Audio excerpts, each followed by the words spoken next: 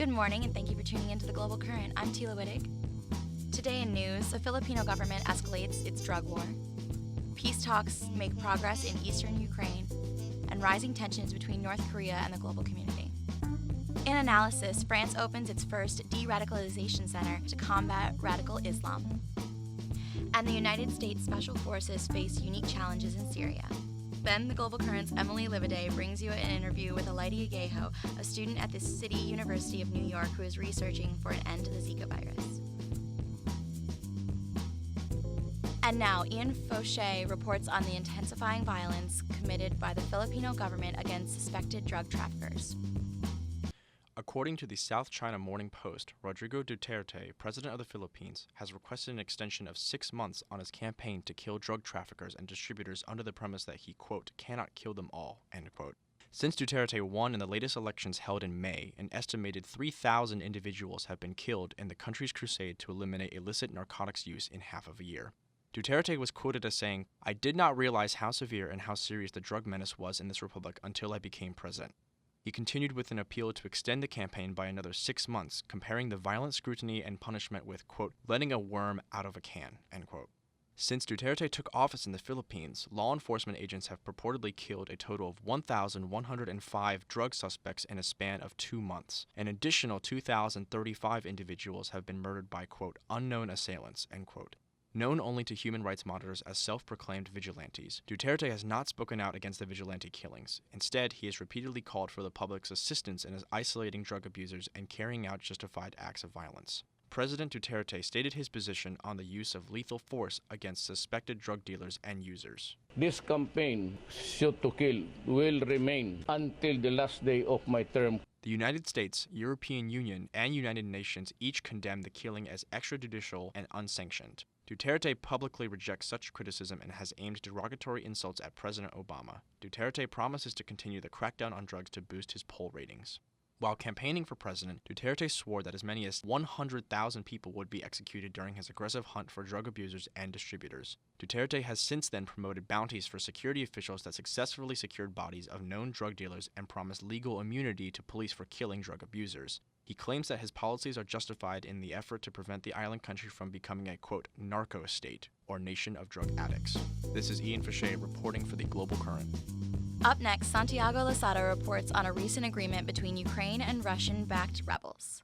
On Wednesday, officials from Ukraine and Russian-backed rebel leaders agreed on a plan to advance the peace process in eastern Ukraine. According to Bloomberg, the contact group, which consists of Ukraine, the rebel separatists, Russia, and the Organization for Security and Cooperation in Europe, signed an agreement that will cover 3 conflict zones.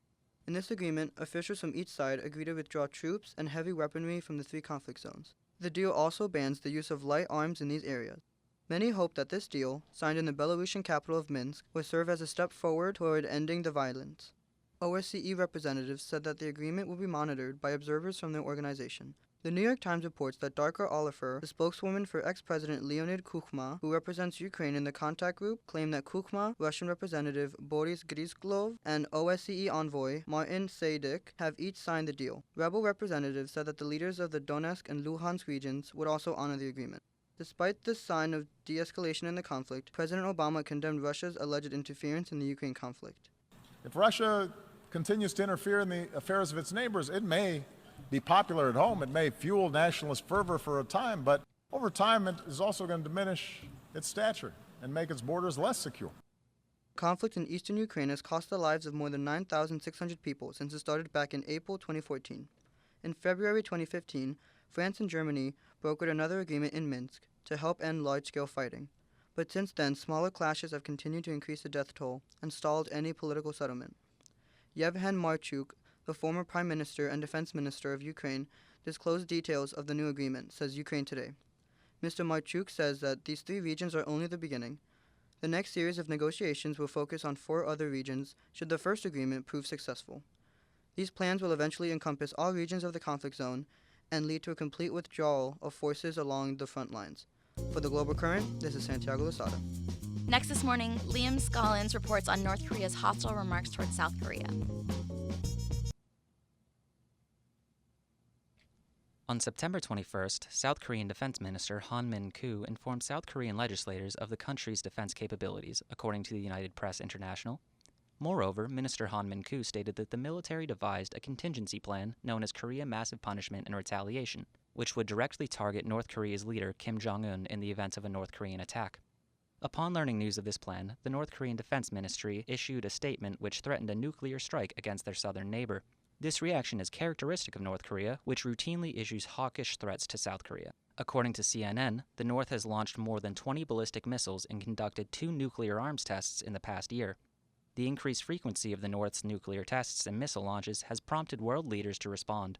In a speech recorded by C-SPAN, Chinese Premier Li Keqiang addressed the United Nations General Assembly regarding the Korean conflict. On the Korean nuclear issue, we should remain committed to denuclearization of the Korean Peninsula, uphold peace and stability on the Korean Peninsula, and seek consultation and dialogue-based solution. Despite China's resolve to peacefully settle tensions between the Koreas, other leaders have adopted more aggressive positions. Japanese Prime Minister Shinzo Abe also addressed the United Nations General Assembly and declared that, quote, "We must respond to North Korea in a manner entirely distinct from our responses thus far. We must concentrate our strengths to thwart North Korea's plans." End quote. Both Japan and South Korea maintain hardline opposition to North Korea's nuclear and military development because of past and current threats made by the North against them. The United States, which provides extensive military aid to both Japan and South Korea, has ramped up its operations in the region. According to ABC News, the United States military deployed a high-tech bomber plane on a flyover mission in close proximity to the North Korea border as a show of authority. While South Korea and its allies assert their inflexible position against their enemy, the North continues to develop and test its nuclear and military capabilities despite international condemnation. This is Liam Scollins reporting for The Global Current. Next up, Daniel Kim analyzes the uniquely modern issues that United States Special Forces face during their operations in Syria. After President Obama's move to withdraw all American soldiers from Iraq, a few remained. These remaining servicemen and women were no other than U.S. Army Special Forces, whose role was to supervise the Iraqi military and police force as U.S. troops were departing the war-torn country. Exhausted from a decade-long war, the American public felt jubilant when President Obama made that promise. However, an unsettling issue arose in 2012 when a new terrorist organization, the Islamic State of Iraq and Syria, began to exert its power after U.S. exit.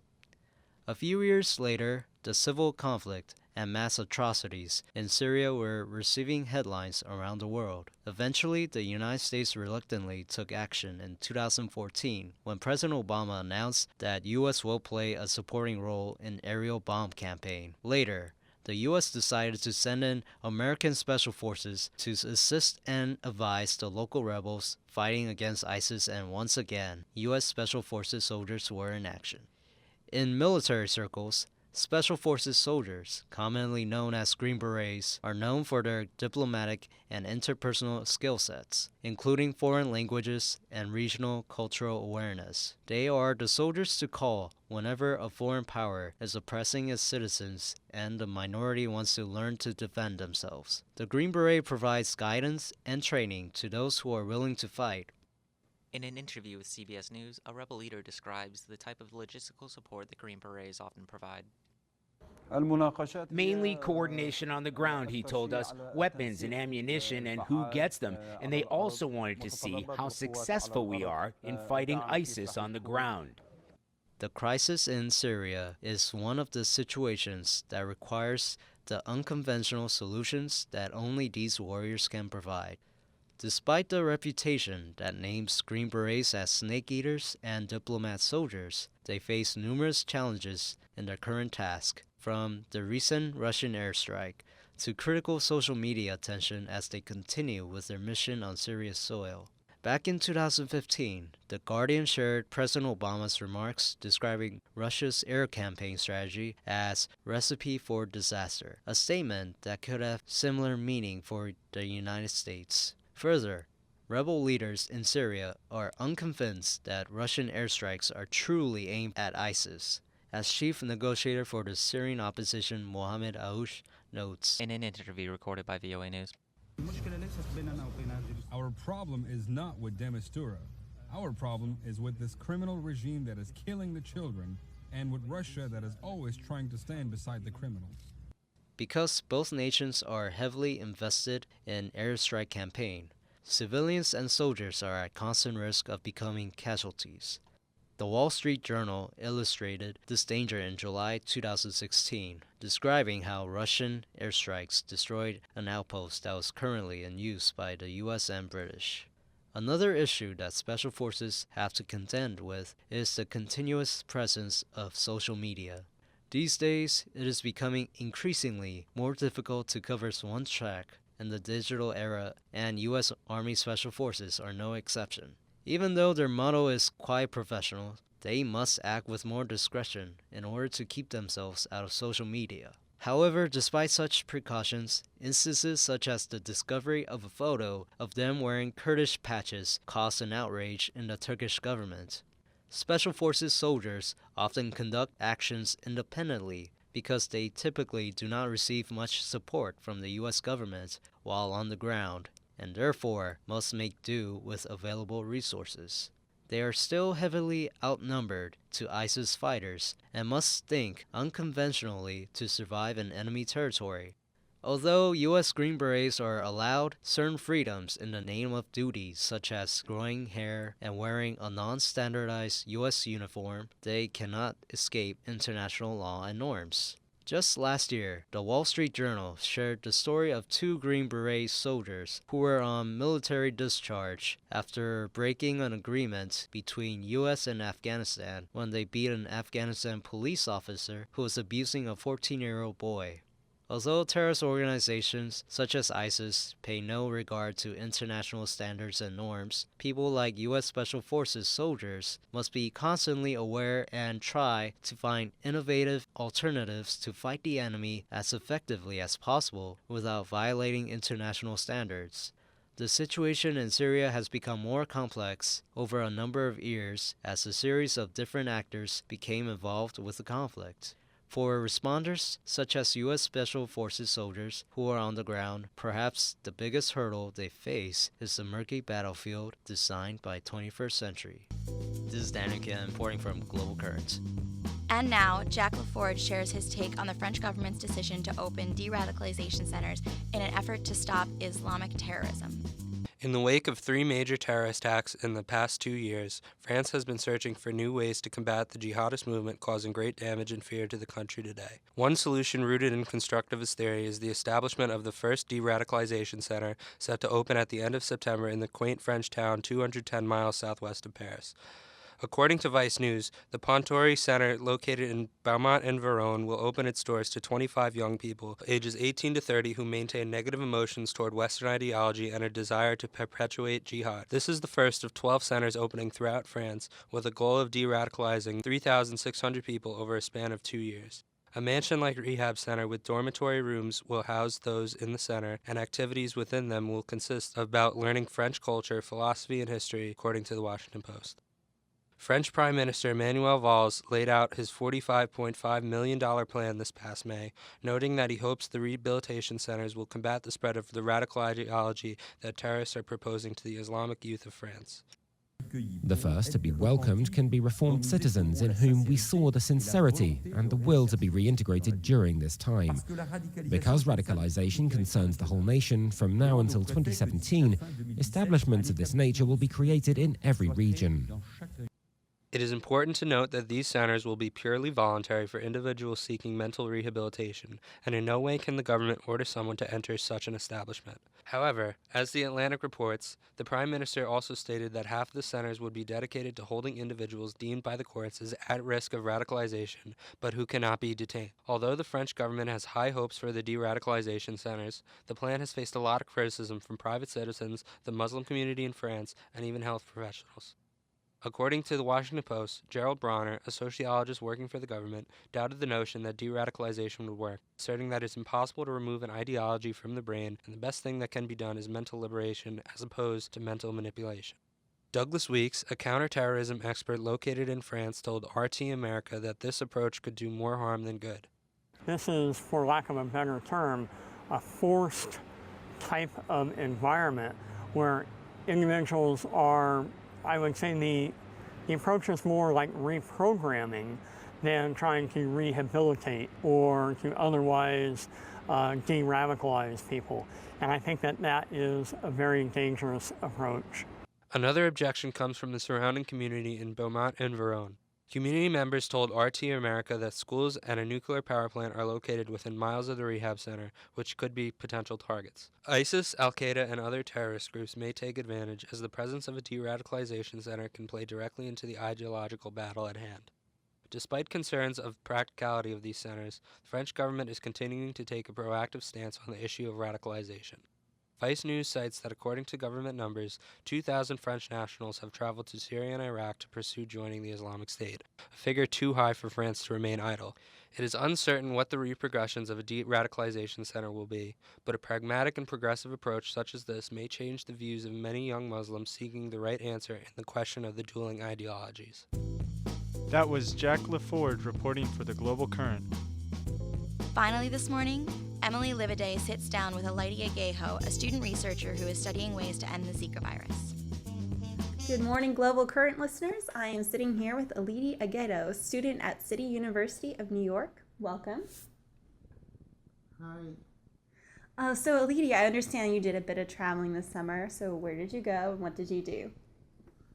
This summer was really great. I went to Brazil. I spent 10 weeks in Brazil working in a research laboratory, and I also traveled to China. And in Brazil, I was working in a federal research laboratory where I was opportune to work in a particular area where a particular area that is polluted or contaminated with lead poisoning. Thank you. Awesome. So when you were working in this area, which area of Brazil were you working in, and were they getting enough medical attention? Were you guys bringing them medical attention? Do you think that you helped raise awareness for these people? Yes, we did a lot. The area we work in Brazil is called Bahia, Brazil. It's one little city in Brazil that kind of like have a very high level of lead contamination, and this pollution actually occurred because of the company that was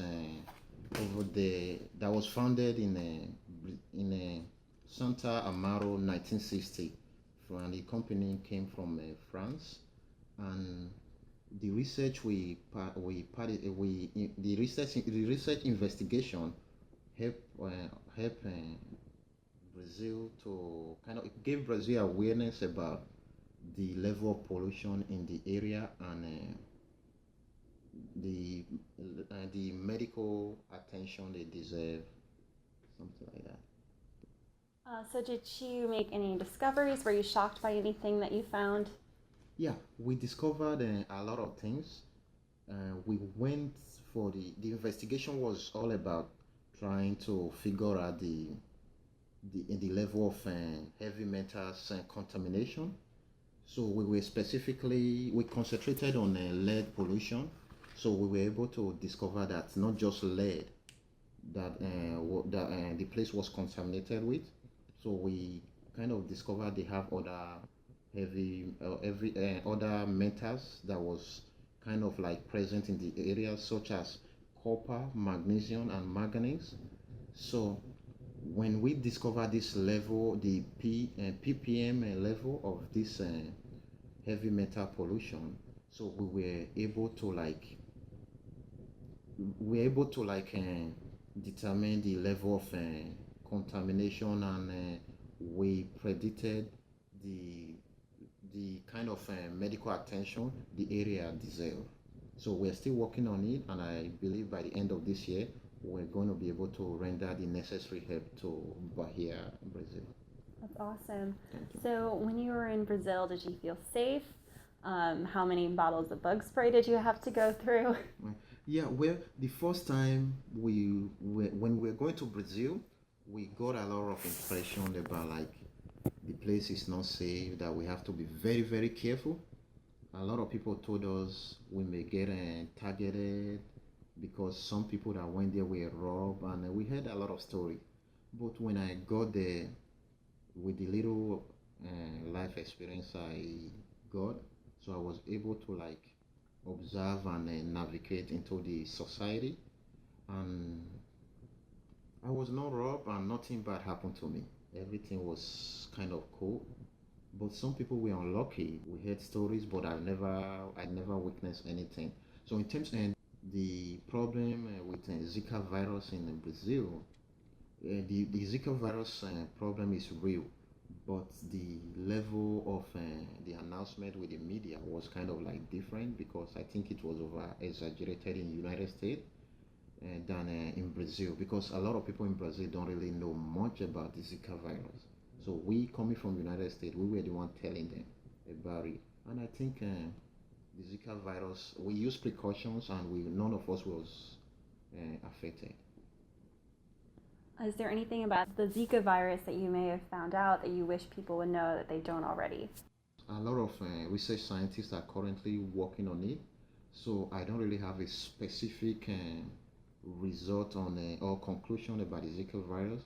And I think with the new budget they're working on in Washington, I believe that will render a lot of help because Brazil don't really concentrate on research. Research is the only way that can bring solution. And I think with time, everything will be resolved. Do you think they're pretty close to finding the cure? I'm not completely sure, but the medical professionals are doing a lot of things concerning the Zika, but I don't really know if it is currently curable. And did you notice anything about how they cope with people who already have been inflicted with the disease, or what are they doing for babies to rehabilitate them or help them adjust to life? Did you notice anything while you were there? Well, the most people that were kind of like affected with the Zika virus, I did not have any opportunity to meet with any of them because, we came from United States, so we were kind of like protected and they don't want anything to happen to us. But those people, I think they were getting the medical attention they deserve.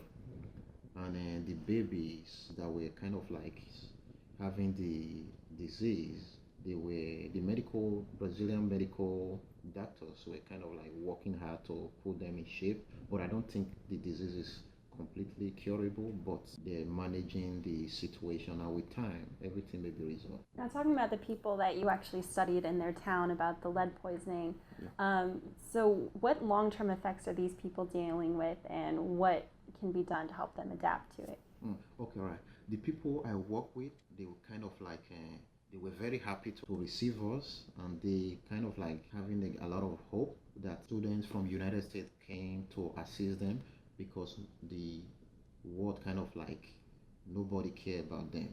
So most of these people in this region are kind of helpless because of the lack of medical care. And I think it's going to take a long time for this contamination to be resolved because a lot of people are currently suffering with different kind of deformations and different diseases such as cancer and brain disease because people kind of consume food product from the area contaminated, and because of a lack of proper education, they didn't really get nobody to orientate them until we came there and we told them the problem they have. And what about the response from the international community? What has the World Health Organization done? Yeah, according to the World Health Organization, the World Health Organization projected that the highest cause of cancer is lead poisoning, and the few time I spent over there, I kind of like read different articles about previous work that was done over there, and the current people still working there trying to help. But I don't think the help they're getting from the world is kind of like enough compared to in United States because Brazil is different and a lot of people don't really know what is going on there. And I just think with the help of different students going there and different research scientists, everything will be okay in the future. That's reassuring. So you also went to China. So can you tell me a little bit about your experience there? How were you treated? Yeah, my China trip was awesome. So I went to China this summer, and this was the second time I traveled to China this year. My first time this year was January, winter studying abroad. It was like an educational trip. We went to China. I was able to we went to, we arrived in Beijing. We spent a couple of days in Beijing early this year. From there, we moved to Xi'an. From Xi'an to Nanjing, Nanjing to Shenzhen, and Shenzhen to Shanghai. Then we are also opportunity to travel to Hong Kong before coming back to United States. And this summer was amazing because I went with a different organization, which was kind of sponsored by United States and Chinese government. Getting to China, everything they accepted us happily, and we kind of enjoyed. We went to the best part of China. We were opportune to go to just three different cities. We went to Beijing, from Beijing to Hangzhou, and from Hangzhou to Shanghai before we came to United States. So when we arrived in Beijing, so we were located in Beijing Beijing Foreign Studies University. So we're taking classes over there. So they were teaching us about we were taking different classes such as language, their culture, and philosophy. So we were taught how taught we were taught and we learned so much about China and United States relationship. And the major reason why we went to China was the government of China and United States trying to promote relationship between Chinese people and United States African Americans. So getting to China, the Chinese government took good care of us. They paid for our hotel accommodation, food, transportation, and everything. I think the experience was great. So this is almost like 1970s China. Like they're trying to reopen everything up. You felt like they wanted you there. They're trying to assimilate, or they're trying to expose more Chinese people to people from other cultures. Is that what happened? Yes, I know. One thing I observe in China is that Chinese people, they kind of they love America. Nobody ever mention other countries like Europe or Russia. Everything in China is America, United States, United States. They want a better relationship between United States and China, and I believe they're working on it. A lot of students are going to China. Before we left Beijing Foreign Studies University, other group from different states came, like from Delaware, Chicago University, and even in Boston too. Some students from Boston. So in China, one good thing I noticed there is that they feel, even though they are doing a lot, but they still feel United States is better. So because they kind of want to be friends to United States. But I was opportune to ask one of the Chinese students. I was like, why do you guys are doing pretty well, but why everybody in China still want to come to United States? So the student told me, he said, a lot of good things going on in China, but they feel in the United States is better because of a lot of freedom in the United States. And beside that, in terms of development, only little places develop in China. So they have more place to be developed, more rural area in China. So because of that, they feel United States is always number one. And I was happy to hear that, and I made a lot of friends there, which is cool. Awesome. Yeah. So you were studying pollution in Brazil as well. So how is the pollution in China, and how do you think they're dealing with that? Yeah, in China, the pollution is kind of, how will I say it now? Sometimes it's kind of high, sometimes it comes out better. The time we went there, we didn't really concentrate on the pollution because the weather was kind of very nice. Like when we went to the Great Wall, everything was nice. We never had no problem. Just that the temperature was kind of high, but we were able to deal with it. And I think the pollution in China is kind of not too bad. maybe we came at the right time. So that is it. You guys just got very lucky. Yes. And you are also writing a book. So can you tell us the name of that, what it's going to be about, and when can we expect to see it? Okay, yeah. I actually started writing my book since last year. So the name of my book is Specific Reactions of Organic Chemistry. Why I choose to write a book about organic chemistry is that this was kind of the class that kind of like I spent a lot of time during this class, and I kind of understand this class very well, and I fell in love with this particular course. So I am currently working on it, and I believe I'm going to be done with it by the ending of this year, by December 28th. But I would have been able to complete everything by now, but because of my school activities, traveling, working in different countries, so I was not able to put 100% concentration on the book. But by the end of the year, it's going to be done. All right, we're looking forward to that. Thank you so much. I'm sitting here with Ality Aghedo, student at City University of New York. That was Emily Lividay for The Global Current.